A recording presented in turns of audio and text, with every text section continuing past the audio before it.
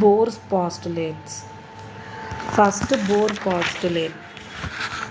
An electron in an atom could revolve in a stable orbit without emission of radiant energy.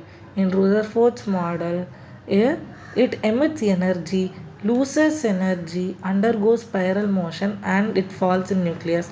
Whereas according to Bohr, an electron is an electron in an atom would revolve in stable orbit without emission of radiant energy. Postulate 1. So uh, how it revolves? The electron in an atom moves in nucleus in circular orbit.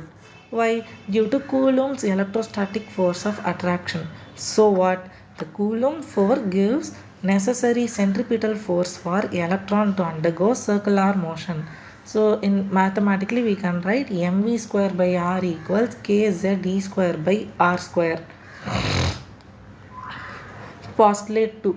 Electron revolves around the nucleus only in orbits for which the angular momentum is some integral multiple of h by 2 pi. So postulate 2. An electron revolves around the nucleus in a circular orbit only in those orbits for which angular momentum is an integral multiple of h by 2 pi, that is L equals mvr, that is nh by 2 pi. The electron revolves the electron revolves around the nucleus only in those orbits which has an angular momentum as a some integral multiple of h by 2 pi. Third postulate. An electron might make a transition from one of its specified non-radiating orbits to another of lower energy. When it does so, a photon is emitted having same energy equal to the energy difference between the initial and final stages. The frequency of emitted photon is given as h nu equals ei minus ef.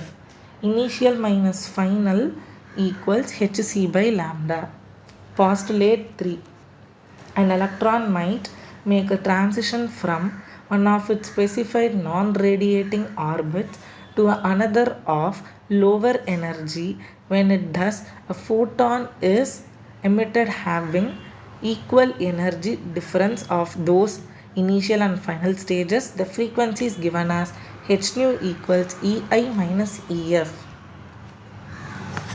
So from the above equation, r is equals to n square by m into h by 2 pi the whole square into 4 pi epsilon naught by e square, that is n square h square by 4 pi square m k e square.